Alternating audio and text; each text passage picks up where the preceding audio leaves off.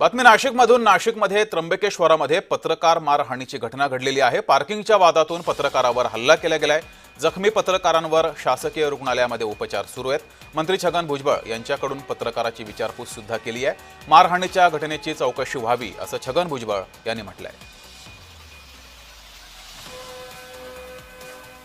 हो, सध्या गुन्हा दाखल करण्याची प्रक्रिया सुरू आहे आणि 3 आरोपींना सध्या ताब्यात घेतलेला आहे। तिघांवरही अटक करून योग्य कारवाई करण्यात येईल। सर, काय माहिती घेतली का जे पार्किंग करत होते अधिकृत होती आणि अनधिकृत होती? ती पार्किंग अधिकृत होती। नगरपालिकेने ते एस मल्टी सर्व्हिसेस या कंपनीला आउटसोर्स केलं होतं आणि त्या कंपनीने जे मुलं ठेवले होते त्यांच्यासोबत आज जो वाद झाला त्यातून हे भांडणं झाले। तर या घटनेवर काही सामाजिक आणि राजकीय नेत्यांनी प्रतिक्रिया दिलेल्या आहेत, त्या पाहूयात। हमारे नासिक से पत्रकार त्र्यंबकेश्वर आ रहे थे।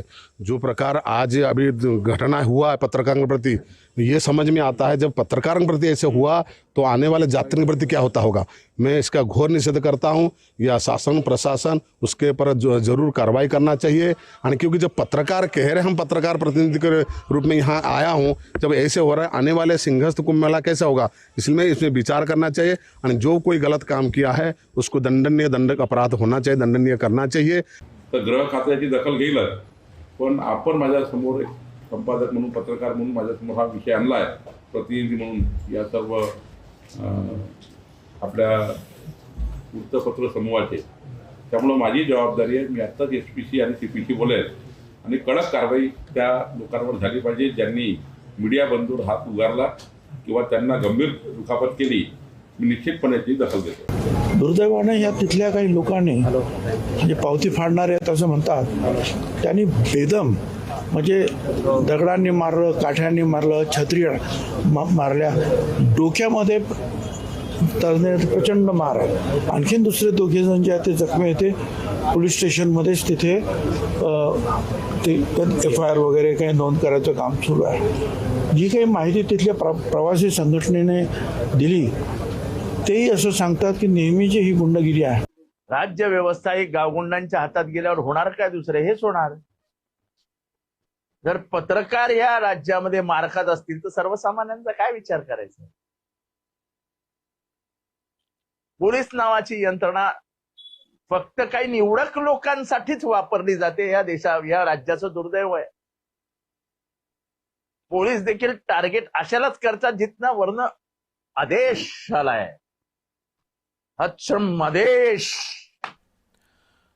तर या संपूर्ण घटनेचा आढावा घेतलाय आमचे प्रतिनिधी किरण गोटूर यांनी, पाहूयात। आज नाशिकच्या त्र्यंबकेश्वरमध्ये मीडिया रिपोर्टरांना अत्यंत बेदम पद्धतीने मारहाण करण्यात आलेली आहे। या सगळ्या प्रकरणामध्ये एक जो रिपोर्टर आहे तो अत्यंत गंभीररित्या जखमी झालेला आहे।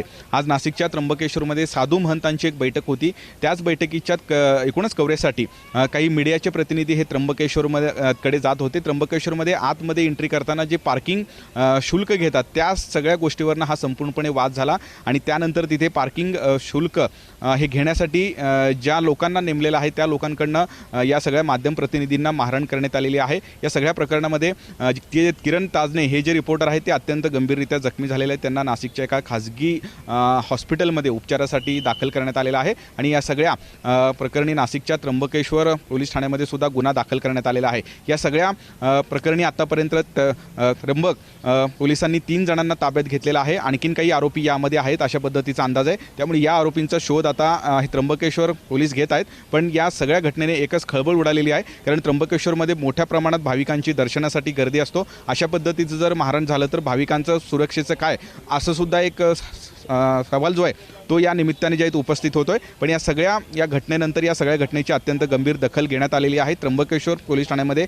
या सगळ्या संदर्भात गुन्हा दाखल झालेला आहे। अधिक चौकशी पोलीस करताना बघायला मिळत आहे। किरण गोटूर, जय महाराष्ट्र न्यूज, नाशिक।